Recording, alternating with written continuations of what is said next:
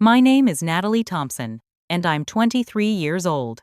As I sit in my sleek office at Barrett & Powell Marketing, I'm reviewing resumes for entry-level positions when a familiar name stops me cold.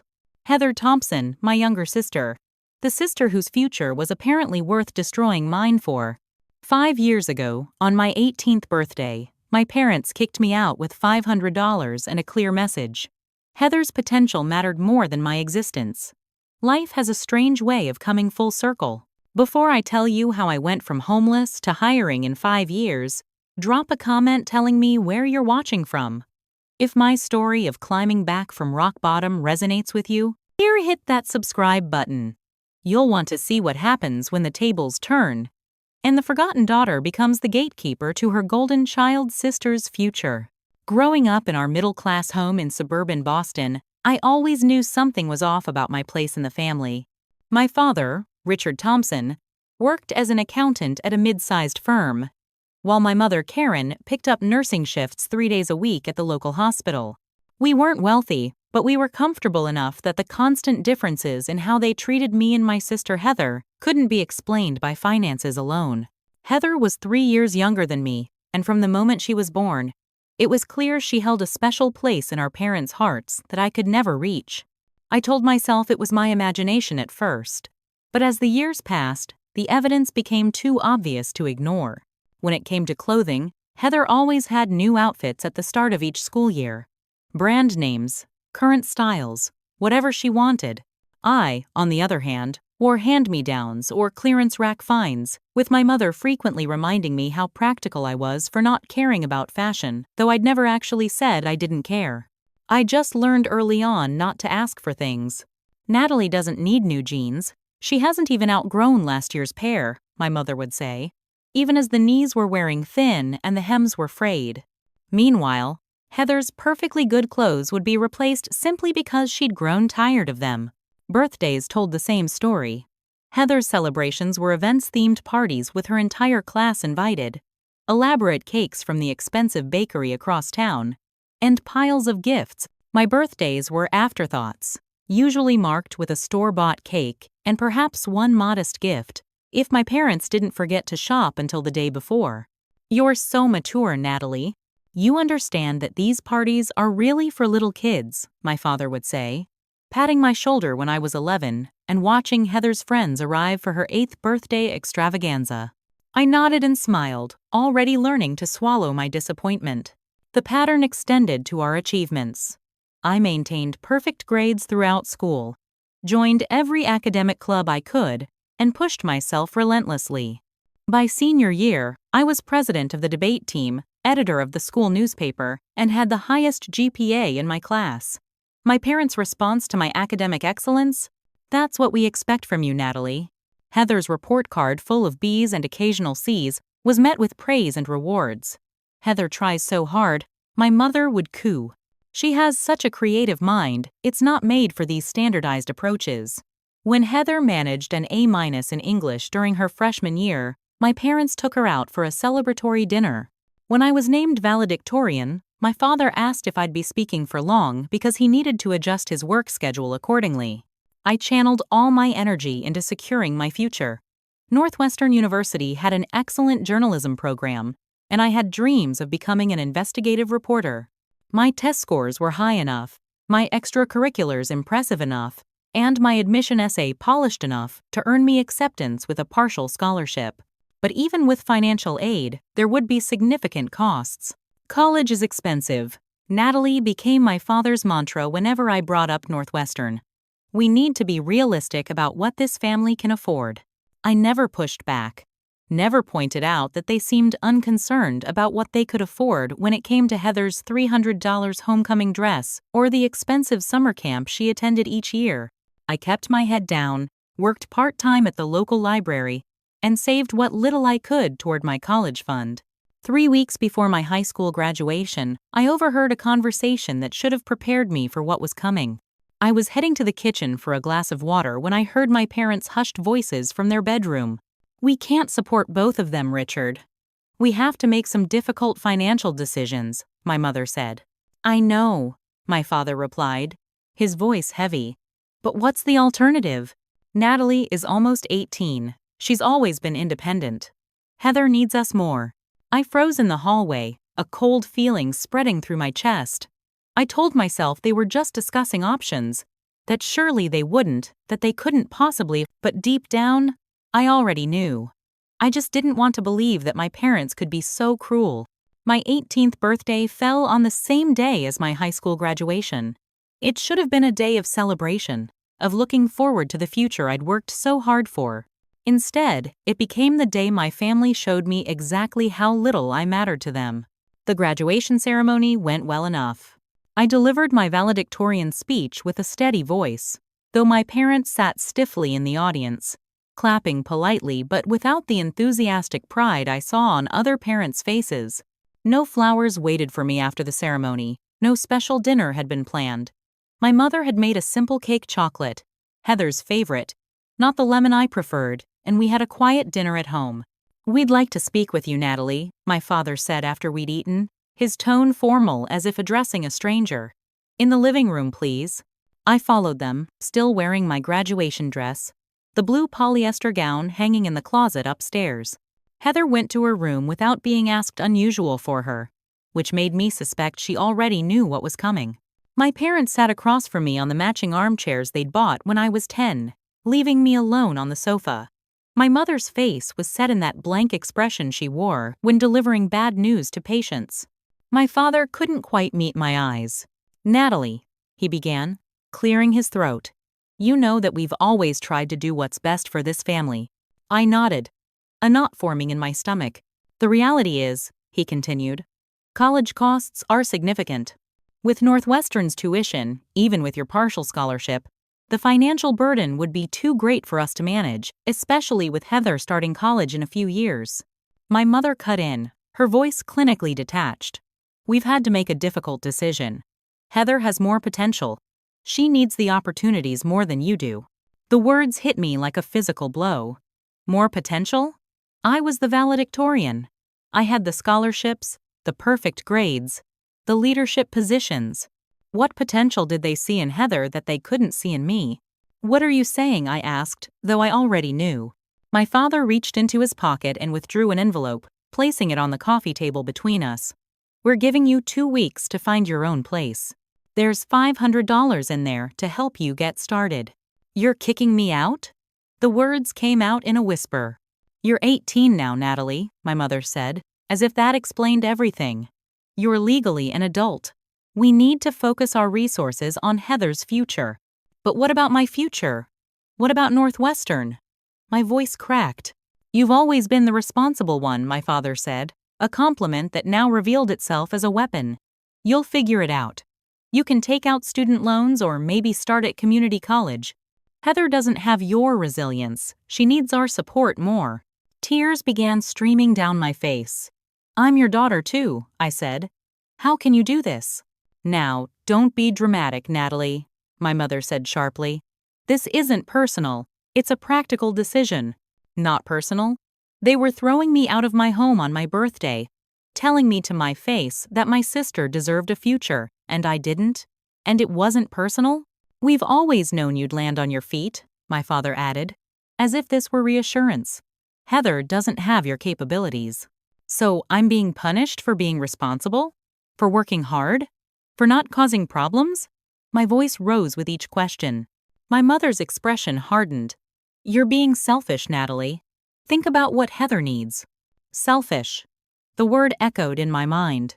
All those years of putting my needs last, of accepting less, of never complaining, and I was selfish for expecting my parents to treat me like their child for even one more day beyond my 18th birthday. I stood up, legs shaking. "I've thought about what Heather needs my entire life. When has anyone in this family ever thought about what I need?" Without waiting for an answer, I ran upstairs to my room and slammed the door, sliding down against it as sobs racked my body. Through the wall, I could hear Heather's music playing, undisturbed by the destruction of my life happening just feet away. With trembling hands, I called Zoe, my best friend since 7th grade. When I managed to choke out what had happened, her gasp of horror was the first validation I'd received that what my parents were doing wasn't normal. "They can't do that," she exclaimed. That's abandonment. Can you call your grandparents? Or an aunt or uncle? My grandparents had passed years ago, and my parents weren't close to their siblings. There was no extended family safety net to catch me. I don't know what to do, I whispered into the phone. You're coming here, Zoe said firmly. Tonight, I'll talk to my parents. They won't let this happen. After we hung up, I lay on my bed staring at the ceiling. The same ceiling I'd stared at as a child, as a middle schooler worried about tests, as a teenager dreaming of college. In 2 weeks, this wouldn't be my room anymore. This wouldn't be my home. Because Heather Golden, favored Heather, needed my share too. That first night of my adulthood, my birthday night, I cried until there were no tears left. Until my body ached with the pain of rejection. And somewhere between the tears and the silence that followed, I began to plan because I had no choice. My parents had decided I was on my own, so on my own I would be. Little did I know that on my own would mean truly alone, in ways I couldn't yet imagine. The 2 weeks my parents generously gave me to find new housing flew by in a panic of phone calls, frantic searches through online listings, and tearful breakdowns. The $500 they'd given me, roughly $1 for each week, they'd been my parents barely covered a security deposit, let alone first month's rent anywhere in Boston. Zoe's parents were my first lifeline. They were horrified by what my parents had done and immediately offered their basement as temporary housing. Just until you find your feet, Zoe's mom said, hugging me tightly as I sobbed against her shoulder, the kind of maternal comfort my own mother had rarely shown. On moving day, my father helped carry my boxes to the car in awkward silence. My mother was not feeling well and stayed in her bedroom. Heather watched wide-eyed from the stairs, finally seeming to understand what was happening. Nat, I didn't know they were going to do this, she said as I carried out my last bag. It doesn't matter, I replied, too numb to be angry with her specifically. Enjoy having my room as a closet extension. The basement at Zoe's was clean but windowless, with a pull-out couch and a small bathroom. I was pathetically grateful for it, knowing the alternative might have been a shelter. But I couldn't stay there long. Zoe's family had their own financial struggles, and I refused to become another burden. Job hunting became my full-time occupation. I applied everywhere: coffee shops, retail stores, restaurants, grocery stores, administrative positions. I took the first 3 offers I received: opening barista at Caffeine Dreams from 5 a.m. 10A, sales associate at Discount Depot from noon 6 p.m., and weekend shifts waiting tables at Romano's Italian restaurant. Northwestern slipped away like a dream upon waking. Even with my scholarship, the remaining tuition was impossible without parental support or co-signed loans. Instead, I enrolled part-time at Middlesex Community College, taking evening classes 2 nights a week. My journalism dreams didn't die, they just went into hibernation while I focused on survival. My new schedule was brutal: up at 4 a.m. for the coffee shop, a quick change of clothes in public bathrooms before retail work, studying between customers or on my lunch break, classes until 9 p.m., then homework until midnight before collapsing into exhausted sleep. On weekends, I served pasta to happy families while my own had discarded me like outgrown clothing. The physical toll was immediate and harsh. I lost 15 pounds in the first month, my clothes hanging loose on my frame. Dark circles became permanent fixtures under my eyes. I caught every cold that passed through the coffee shop, but couldn't afford to miss shifts, so I worked through fevers and coughs, downing store-brand cold medicine to keep going. The emotional trauma ran deeper. Insomnia plagued the few hours I had for sleep, my mind racing with anxiety about money, homework deadlines, and the raw wound of rejection. Panic attacks struck without warning in the bathroom at work, on the bus between jobs, once in the middle of a history exam. I learned to carry a paper bag in my backpack for when breathing became impossible. My self-worth bottomed out. If my own parents couldn't find value in me, what hope did I have? Their voices echoed in my head during vulnerable moments. Not worth investing in. Less potential. Not as important as my sister. I began to believe them. I tried to maintain contact with my family, though I'm not sure why. Perhaps some childish hope that they'd realize their mistake and welcome me back. I called weekly at first. My mother answered occasionally with brief, impersonal conversations about the weather or her work schedule. My father never came to the phone. My texts went unanswered for days, then weeks. 3 months after being kicked out, I called about coming home for Christmas. "Oh, Natalie, I don't think that would be a good idea," my mother said. "It would be awkward, don't you think? Heather has a few friends coming over anyway." The knife twisted deeper. Not only was I not welcome, but my sister was having the Christmas celebration I couldn't attend in the home that was no longer mine. Heather texted occasionally, surface-level messages about school or asking how I was doing, never acknowledging the elephant in the room. When I responded with the unvarnished truth about working 3 jobs and barely sleeping, the conversations died quickly. Once she sent, "I miss you. Mom and Dad don't let me talk about you much." I didn't know what to do with that information, so I didn't respond. My first ally appeared unexpectedly in the form of Jason, the 30-something manager at Caffeine Dreams. He noticed my exhaustion one morning when I nearly fell asleep while restocking cups. "How many jobs are you working, Natalie?" he asked, concern evident in his voice. When I reluctantly shared my situation, he shook his head. "That's not sustainable, and I need reliable baristas. Let me see what I can do." The next day, he offered me more morning shifts and a 50-cent raise. It wasn't life-changing, but it meant I could reduce my hours at the soul-crushing retail job. More importantly, someone had seen me struggling and chosen to help rather than exploit my desperation. "You've got potential, kid," Jason said. "Don't let your circumstances convince you otherwise." It was the first time since being kicked out that someone had acknowledged my worth, and I clung to those words like a life raft. 6 months after my parents had shown me the door, whatever tentative stability I'd built came crashing down around me. The universe seemed determined to prove that my parents had been right all along. I wasn't worth betting on.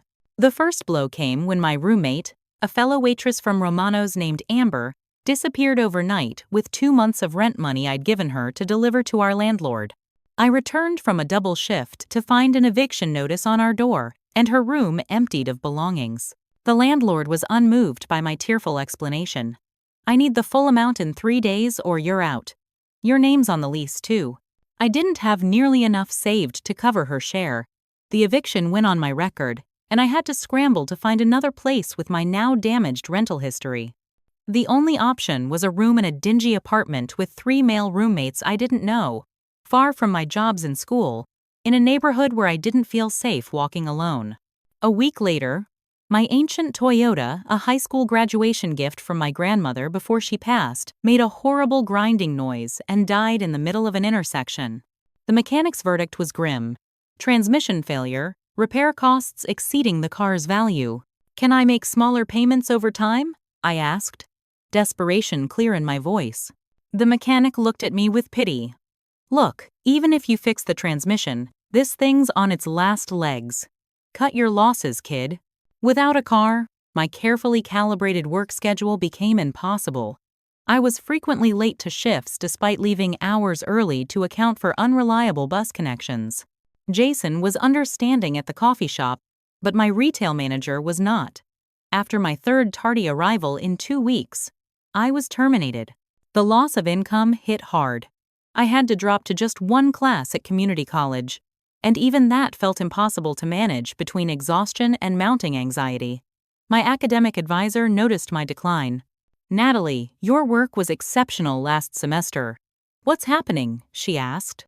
When I failed to turn in an assignment for the 2nd week in a row, when I explained my situation, trying to hold back tears, she suggested I take a semester break.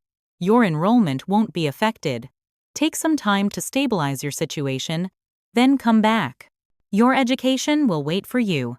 Her kindness was meant to help, but her words echoed too closely what my parents had implied my education could wait because my future wasn't a priority. I left her office feeling more hopeless than before. The emotional toll intensified when I made the mistake of checking social media one sleepless night. My parents had taken Heather on a graduation trip to Florida. Photos showed them smiling on the beach, posing in front of seafood restaurants, all looking carefree and happy. My mother had captioned one sunset picture, "So blessed to celebrate our amazing daughter's achievements." I scrolled through comments and discovered my parents had been spinning a narrative about my absence. In response to a relative asking about me, my mother had written, "Natalie chose to be independent after graduation. We respect her decision to make her own way." The blatant lie made me physically ill. I hadn't chosen anything. They had cast me out, and now they were rewriting history to make themselves look like supportive parents, respecting their adult daughter's choices rather than people who had abandoned their child. The lowest point came when my community college advisor called me in for a meeting. My grades had plummeted, and she gently suggested I take a mental health break. "College will always be here, Natalie. Your well-being matters more right now." I walked out of her office in a daze, wondering if everyone was right. Maybe I didn't have what it takes. Maybe Heather did deserve the investment more than I did. Maybe my parents had seen something fundamental in me that I couldn't see myself, some inherent unworthiness that justified their decision. That night, I sat on the floor of my rented room, surrounded by past due notices for my phone bill, my credit card, my student account. My 3 remaining possessions of value sat before me: my laptop, my watch, another gift from my grandmother, and my textbooks. Which would I sell first to keep the lights on? For 3 nights after losing my retail job, I couldn't face going back to my sketchy new apartment. I slept in my car in the Caffeine Dreams parking lot, using the staff bathroom to wash up before shifts. Jason figured it out on the 3rd morning when he arrived early and found me changing clothes in the back seat. As I curled up in the reclined driver's seat that 3rd night, a sudden, terrible thought crossed my mind. What if my parents had been right about me all along? The turning point in my downward spiral came from an unexpected source. Professor Miranda Jenkins, my Marketing 101 instructor at the community college. I'd managed to stay enrolled in her class despite dropping my others, partly because the time slot worked with my reduced work schedule, and partly because something about her dynamic teaching style kept me engaged even through my exhaustion. After class one evening, as I was gathering my things slowly, delaying the return to my uncomfortable apartment, she approached my desk. "Natalie, do you have a minute to chat about your midterm project?" I nodded, bracing for criticism.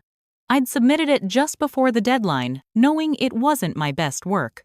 "Your analysis of the Thornberry campaign was exceptional," she said, taking me completely by surprise. "You identified nuances that students in my advanced classes often miss." "Oh, thank you," I replied, not knowing what else to say. Professor Jenkins studied my face, noting the dark circles under my eyes, my unwashed hair pulled back in a messy ponytail. "You have a natural talent for marketing psychology. Have you considered pursuing it beyond this introductory course?"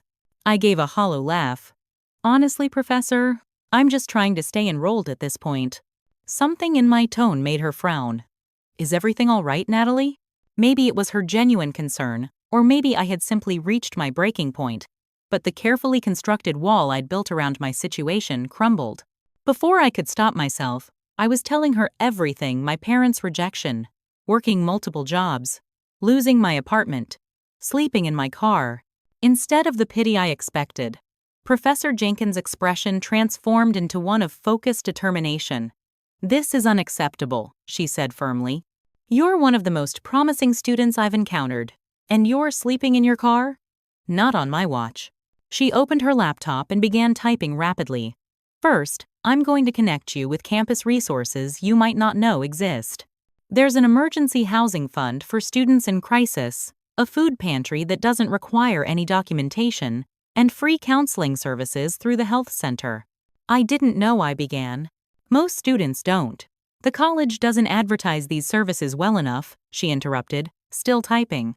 "Second, I've been looking for a paid research assistant for a marketing project I'm consulting on with Barrett and Powell.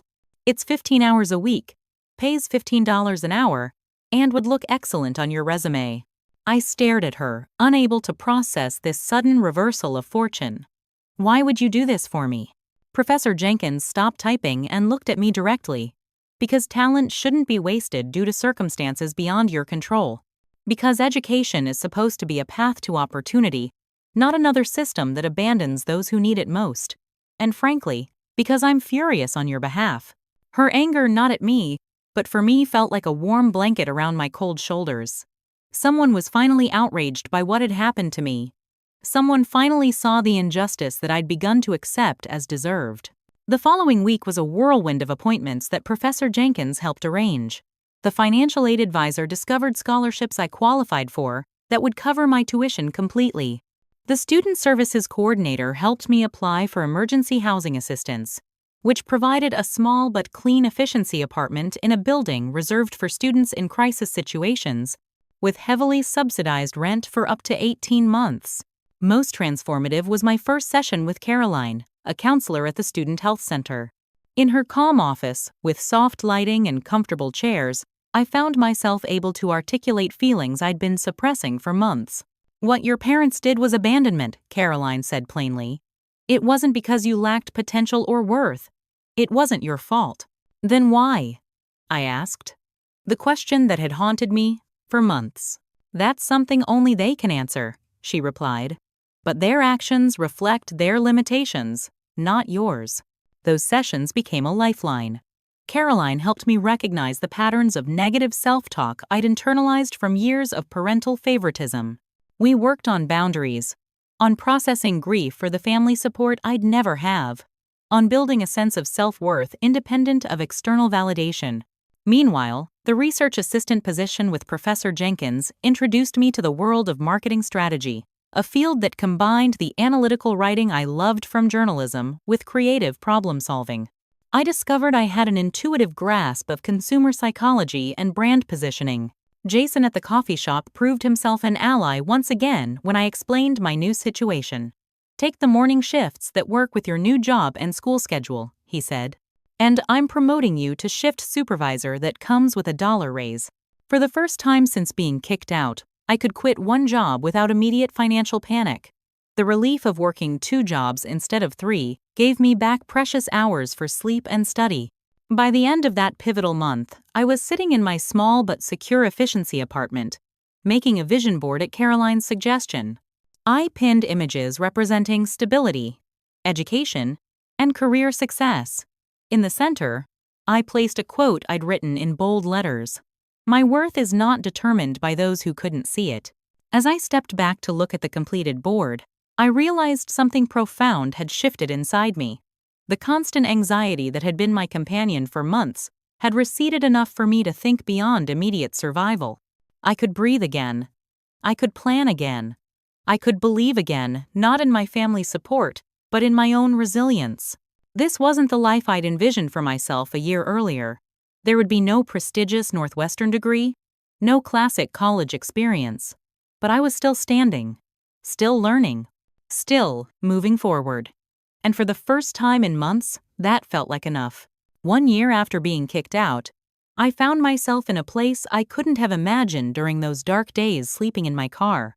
The 1-year mark wasn't a celebration, trauma anniversaries rarely are, but it became a moment of reflection on how far I'd come, despite everything. My work at Barrett & Powell's marketing department had expanded beyond the initial research assistant position. What began as 15 hours weekly grew to 25 when the creative director noticed my knack for crafting persuasive copy. "You have a gift for getting inside the consumer's head," she told me, after I'd helped revise a struggling campaign for an eco-friendly cleaning product. "That's not something we can teach." Academically, I'd not only returned to full-time status at the community college, but had made the dean's list 2 semesters running. My focus had shifted from journalism to marketing communications, a field that utilized my writing skills while opening doors I hadn't previously considered. Professor Jenkins had become more than a teacher. She was a mentor who pushed me to envision a future beyond my current circumstances. "You should be thinking about transferring to a 4-year program," she said during one of our weekly check-ins. "Massachusetts State has an excellent marketing program, and with your grades, you'd qualify for their transfer scholarship." The idea seemed both thrilling and terrifying. Part of me still carried the message that I didn't deserve educational investment, that my role was to work and struggle while others like Heather pursued their dreams. Professor Jenkins seemed to read my hesitation. "Natalie, do you know why I fought so hard for you when you told me your situation?" she asked. I shook my head. "Because I recognized something in you that reminded me of myself at your age. That hunger to learn, to excel despite obstacles. 30 years ago, I was a teenage mother being told my life was effectively over. Now I hold 2 master's degrees and teach at 3 institutions. She leaned forward. People will always try to write your story for you. Your job is to take the pen back. With her encouragement, I began researching transfer options and scholarships. Massachusetts State University's marketing program had strong industry connections and a surprisingly manageable tuition with my academic scholarships factored in.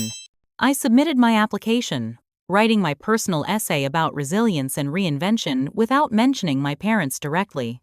My story was becoming my own, not merely a reaction to their rejection. It was around this time, during an unusually warm spring day, that I received a text from Heather asking to meet for coffee. We hadn't spoken in months, though I occasionally saw updates about her life through mutual acquaintances' social media. I hesitated, then agreed to meet at a cafe halfway between my apartment and our parents' house, still our parents, never home in my mind anymore. Heather looked older than her 19 years when she walked into the cafe. The carefree golden child seemed diminished somehow. Her shoulders slightly hunched, her expression guarded. After awkward greetings and small talk about the weather, she cut to the chase. "Mom and Dad bought me a car for college," she blurted out, then immediately looked down at her hands. A new Honda Civic. They said it was to make sure I could come home on weekends. I absorbed this information with an odd detachment. A year earlier, it would have destroyed me all over again, the stark evidence of their continued investment in her future while I'd been struggling to keep a roof over my head. Now, it felt like hearing about strangers. "That's nice," I said neutrally. "How's college going?" Heather's face crumpled slightly. "I dropped out after first semester. I hated it there. The classes were boring, and my roommate was awful, and I couldn't handle it. The expensive private university our parents had sacrificed me for the future that was supposedly worth destroying mine, and she'd abandoned it after 1 semester. The irony wasn't lost on me, but I found I couldn't summon the energy to be angry. "What are you doing now?" I asked instead. "Working at the mall. Living at home. Dad's really disappointed." She looked up at me with something like envy. "But you're doing great, right?" Ashley said, "You're working at some marketing firm." Ashley was a mutual high school friend who had reached out to me occasionally. I hadn't realized she was still in touch with Heather. "I'm doing okay," I said carefully. "It's been a hard year, but things are improving." Heather nodded, then shocked me by saying, "I'm sorry, Nat. For everything. For what they did to you. For not standing up for you." I stared at her, unprepared for this acknowledgement. For a year, my family had treated my expulsion like a normal transition, like something we didn't discuss. Having Heather name it as wrong felt unexpectedly validating. "Why didn't you?" I finally asked. The question that had lingered beneath my hurt. "Why didn't you ever say anything?" She looked miserable. "I was scared. I still am. They control everything, my car, my phone, my tuition. And they're always talking about how I shouldn't end up like Natalie, like you're some kind of cautionary tale." She wiped at her eyes. "But you're not. You're actually doing something with your life while I'm stuck folding sweaters and living in their house with their rules." I left that coffee meeting with complex emotions. There was no satisfaction in seeing Heather struggling or hearing that my parents used me as a negative example. But something shifted in me that day. I realized I was outgrowing my resentment, not because my parents deserved forgiveness, but because carrying that anger was exhausting. My energy was better spent building my new life than mourning the one I'd lost. That realization fueled the next phase of my journey. I accepted my admission to Massachusetts State University's marketing program with a transfer scholarship covering 75% of tuition. I shifted my work schedule at Barrett and Powell to accommodate my classes, grateful that they valued me enough to be flexible. My support network expanded beyond Professor Jenkins and Jason to include classmates, coworkers, and even a small alumni mentoring group for first-generation college students, which I technically wasn't, but my situation qualified me in spirit. Each small victory, an A on a difficult project, a compliment from the creative director, moving to a slightly larger apartment with a real bedroom instead of a studio, felt like a brick in the foundation of my new life. The structure taking shape looked nothing like what I'd planned at 17, but it was mine, built with my hands, my work, my persistence. I was rebuilding myself from the ashes of abandonment, and the person emerging was stronger than I'd ever imagined possible. 2 years after my parents had deemed me unworthy of support, I found myself in a position that felt surreal. I was transferring to Massachusetts State University with a substantial scholarship, working as a junior marketing associate at Barrett and Powell, and living in a modest but comfortable apartment with a roommate. I'd chosen not out of desperation, but compatibility. Professor Jenkins had gone above and beyond as a mentor, writing glowing recommendations and connecting me with her network in the marketing world. The summer before my transfer, she recommended me for a highly competitive internship at Horizon Marketing Group, one of the largest firms in Boston. "This could be a career-defining opportunity," she said, handing me the application information. Their summer interns often receive job offers before they even graduate. The application process was grueling: 5 rounds of interviews, a portfolio review, and a speculative campaign presentation for a fictional product. Each step seemed designed to eliminate all but the most determined candidates. I poured everything I had into it, working late into the night after my regular job to perfect my presentations and research. When the acceptance email arrived, I stared at my screen in disbelief for several minutes before calling Professor Jenkins. "I got it," I said, my voice shaking. "They want me." "Of course they do," she replied, not a trace of surprise in her voice. "You're exceptional, Natalie. It's time the world recognized what I saw in you from the beginning." The internship exceeded my expectations. I was assigned to a team working on campaigns for national brands, given substantial responsibilities rather than coffee runs, and mentored by senior marketers who treated my input with genuine consideration. By the midpoint evaluation, my supervisor was already hinting at possibilities beyond the summer. "We don't normally do this," he said during our review meeting, "but we'd like to offer you a part-time position during your school year.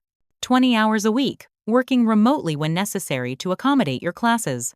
The offer included a salary that would allow me to focus on school without constant financial anxiety for the first time since being kicked out.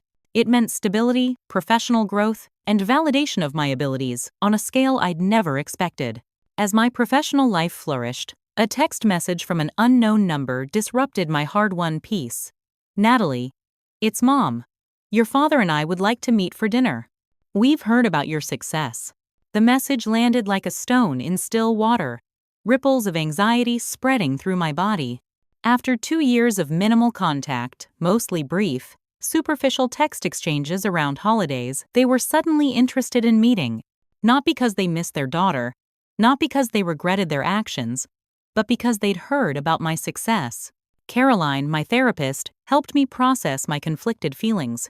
"What do you want from this interaction?" she asked during our session. "You don't owe them a meeting." "I think I need closure," I replied after consideration. "Not for them, for me. I've been carrying this weight for 2 years, and maybe facing them will help me put it down completely." We role-played different scenarios, practiced grounding techniques for managing anxiety, and established boundaries for the conversation. "Remember," Caroline said as our session ended, "you're not that desperate 18-year-old anymore. You're meeting them as a successful adult who survived their abandonment. That's power." I suggested a casual restaurant-neutral territory where we could talk without the weight of memory that a familiar setting would bring. When I arrived, my parents were already seated, looking older than I remembered. My father's hair had more gray, my mother's face more lines. They stood awkwardly when they saw me, as if unsure whether to hug me or shake my hand. I solved the dilemma by sliding directly into my seat. "You look well," my mother said after we'd ordered drinks, her eyes taking in my professional appearance a far cry from the exhausted, underweight girl I'd been when they'd last seen me. "I am well," I replied simply. "Life has been challenging but rewarding." My father cleared his throat. "We've heard you're working at a marketing firm and attending university." Of course they knew. Boston wasn't so large that word wouldn't eventually travel through mutual acquaintances.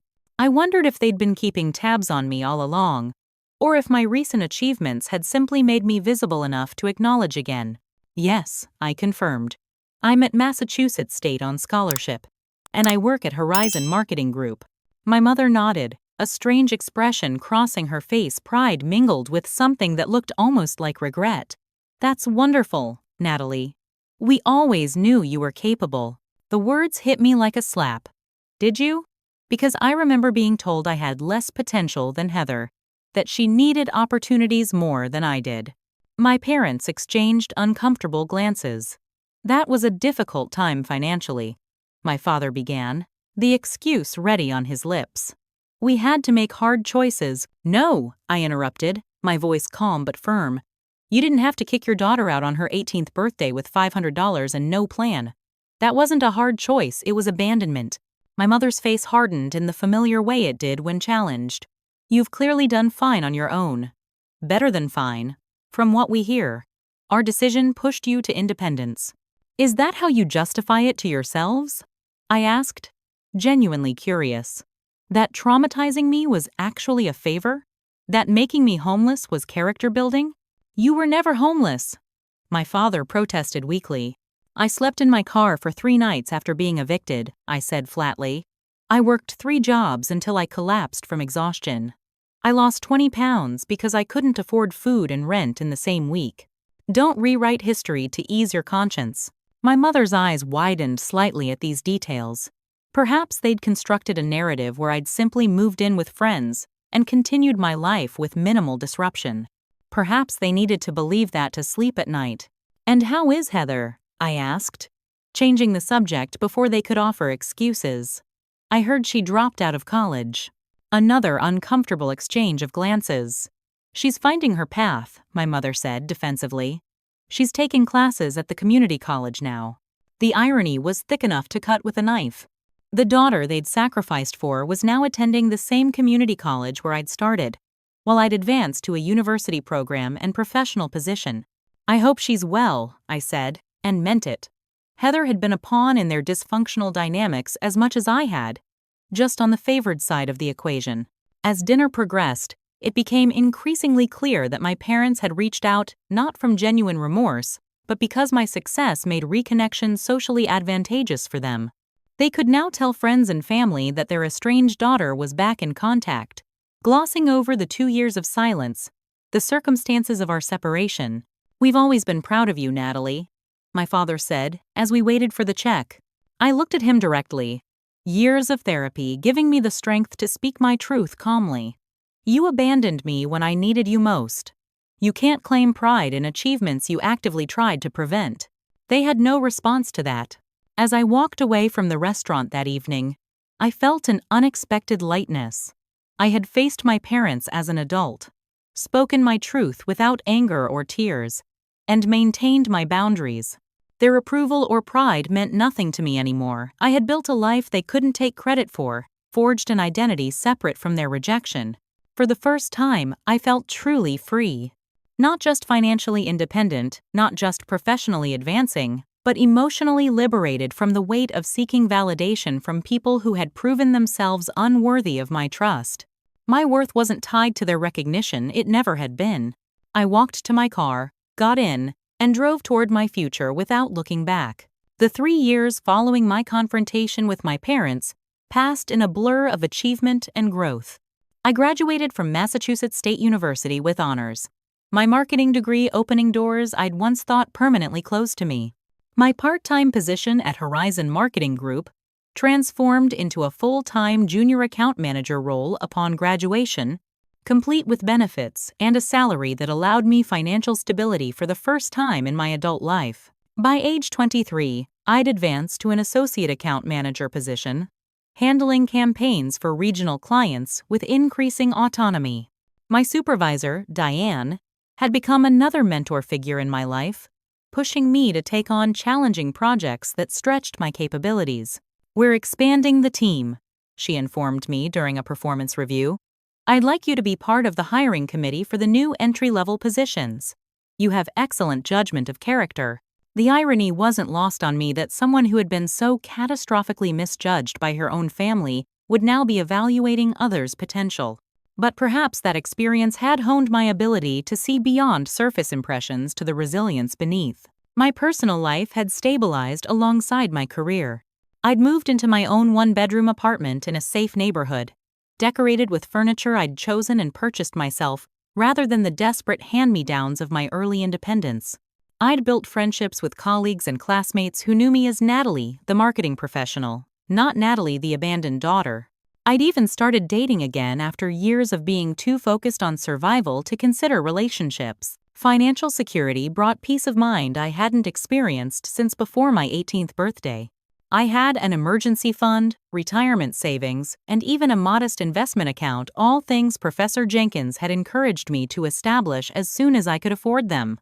Financial independence is about more than paying your bills, she'd advised. It's about creating a buffer between yourself and crisis. That buffer allowed me to sleep at night without anxiety dreams about homelessness or hunger. It meant I could buy a coffee without calculating its impact on my grocery budget. It meant freedom from the constant, grinding stress that had been my companion for years.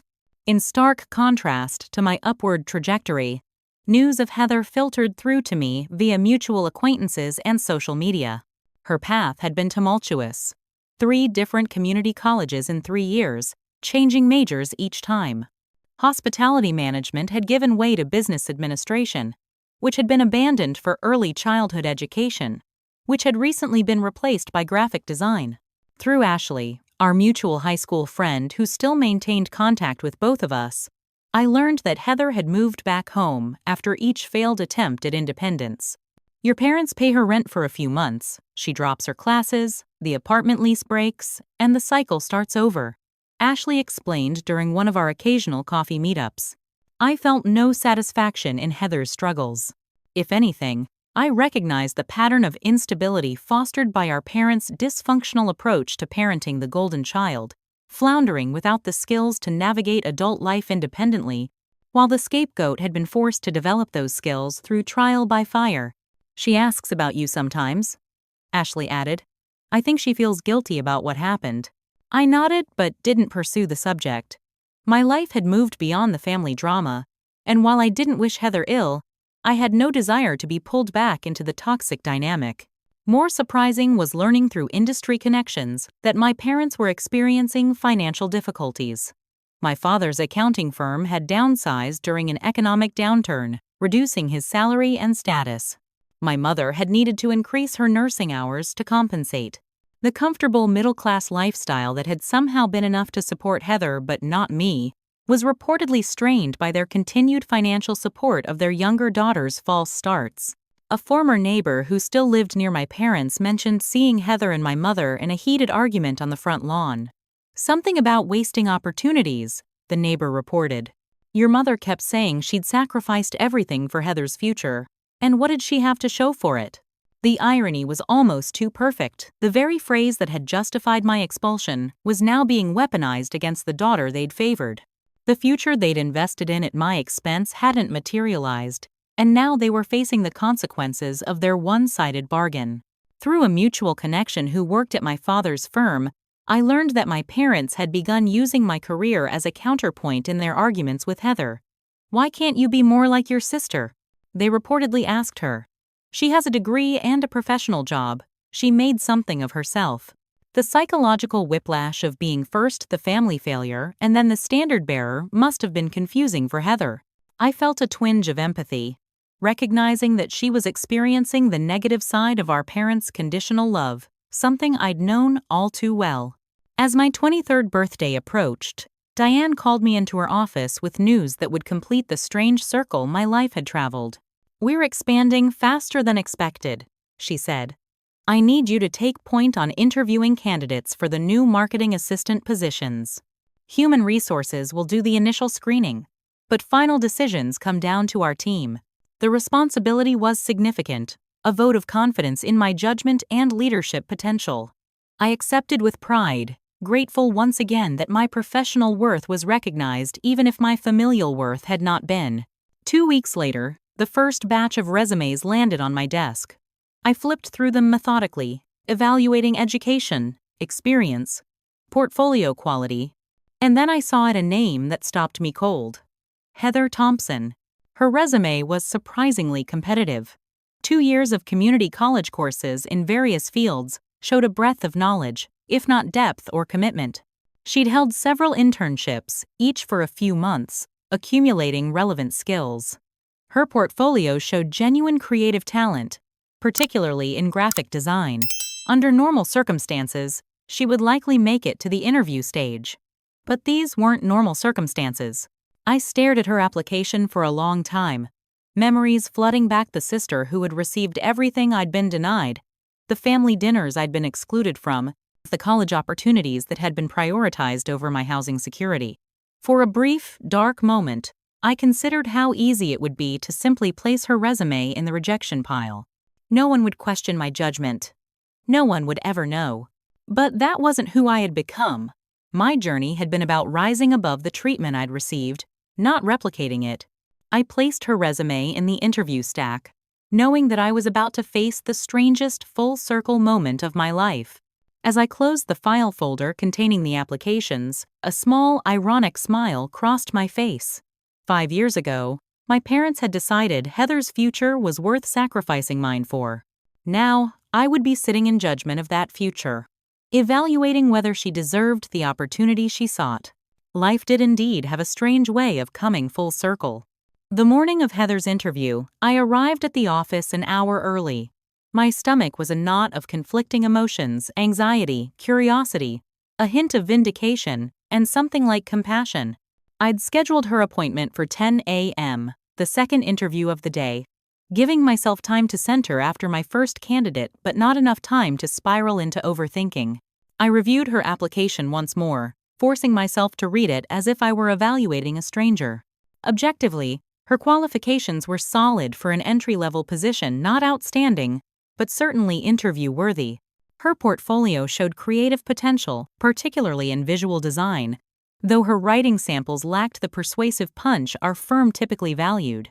At precisely 10, my assistant knocked on my office door. "Miss Thompson is here for her interview."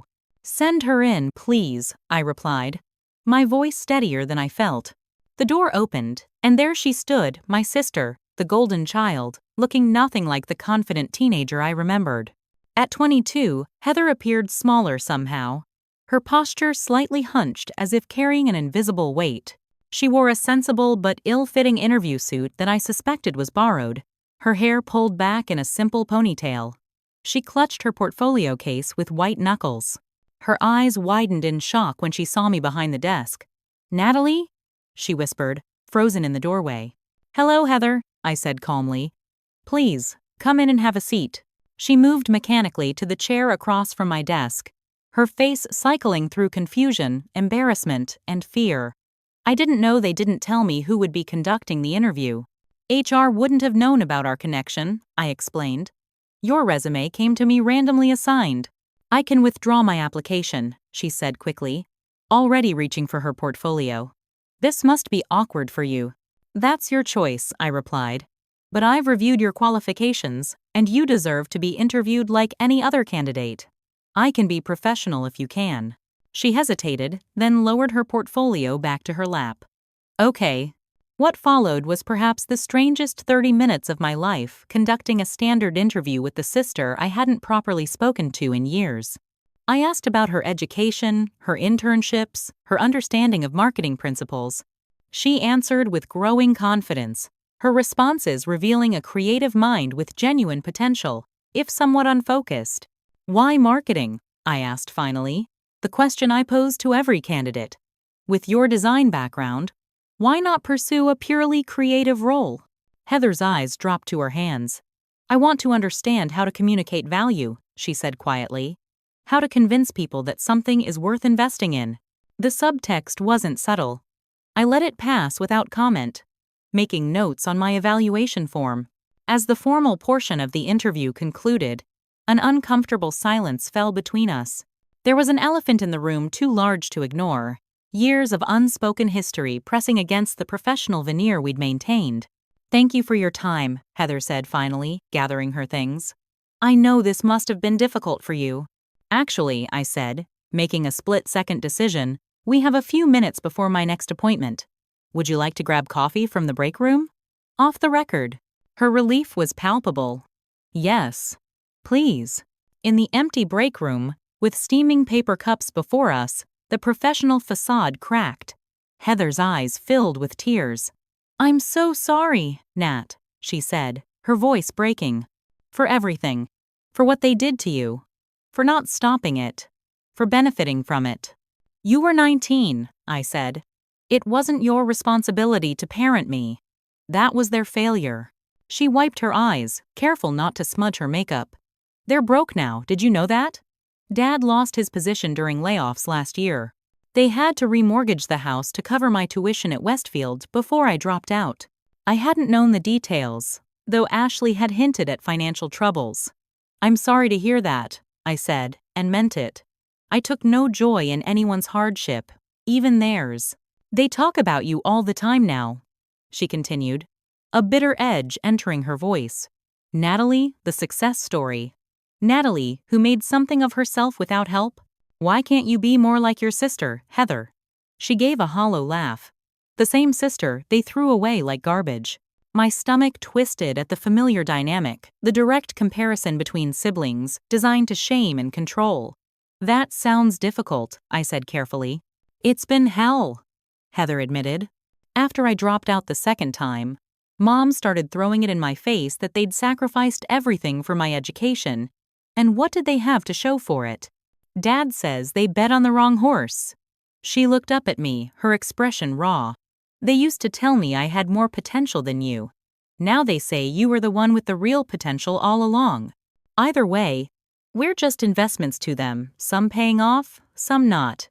The truth of her words hit home. We had both been treated as commodities rather than children, my value discounted, then hers when she failed to perform as expected. Different sides of the same dysfunctional coin. "What they did to you was unforgivable," Heather continued. "And I was complicit by accepting their support, knowing what it had cost you. I've wanted to reach out so many times. But I was ashamed. And afraid you hated me." "I never hated you," I said truthfully. "I was hurt and angry at the situation. But you were as much a product of their parenting as I was, just a different kind of damage." She nodded slowly. "I've been in therapy for the past year. My therapist calls it golden child syndrome, the pressure, the conditional love, the fear of failure. She says it often leads to the kind of instability I've experienced, dropping out, changing directions, never feeling good enough."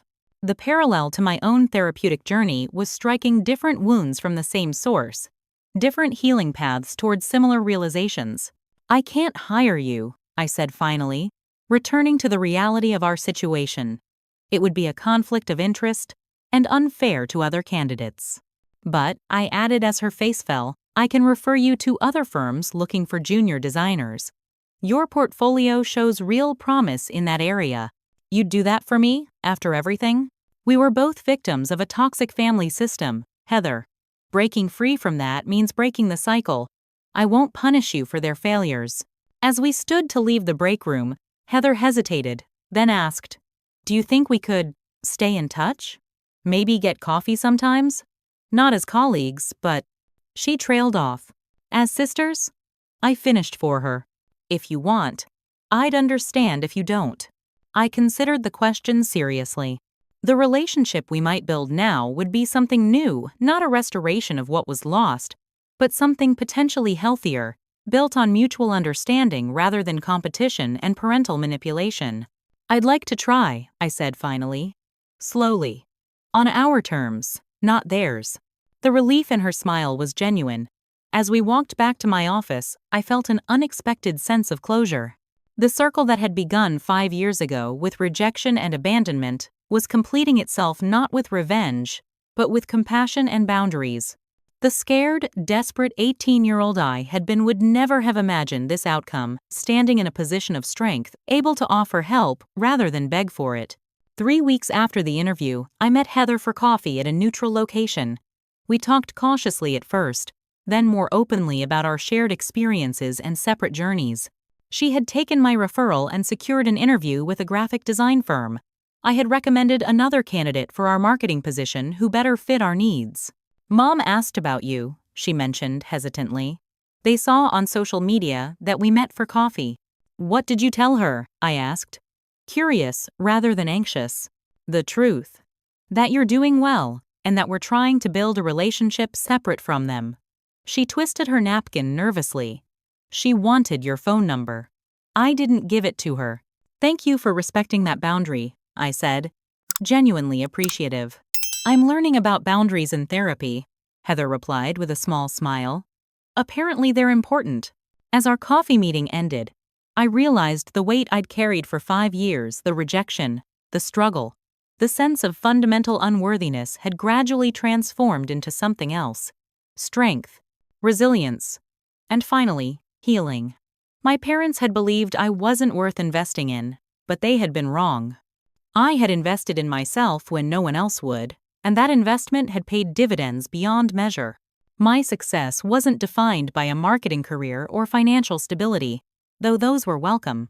It was defined by the person I had become through adversity, someone who could face her deepest wounds and choose compassion over vengeance, boundaries over bitterness. As Heather and I parted ways, I thought about the strange, painful journey that had brought me to this moment. If someone had told that frightened 18-year-old, sobbing in her bedroom after being told she wasn't worth supporting, that 5 years later she would be financially independent, professionally respected, and emotionally whole, she wouldn't have believed it possible. But the most unbelievable part would have been this: that when given the chance to write off the sister who had received everything she was denied, she would choose kindness instead. That when faced with the people who had abandoned her, she would find strength rather than shame. That the story that began with rejection would end not with revenge, but with redemption not of those who had hurt her, but of herself. Sometimes, the best revenge isn't making others suffer as you did. Sometimes, it's proving that their dismissal of your worth was the greatest mistake they ever made and then moving forward into a future they can no longer touch. The story they tried to write for me ended the day they kicked me out. The story I wrote for myself is still unfolding, one page at a time, authored by my own hands. If you've ever felt abandoned by those who should have protected you, remember this: your worth isn't determined by those who couldn't see it. Your potential isn't limited by others' failures to invest in it. And your future is yours to write, one brave decision at a time. Have you ever had to rebuild your life after a major setback or betrayal?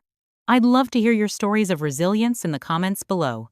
If this story resonated with you, please like and subscribe for more content about overcoming obstacles and finding strength in unexpected places.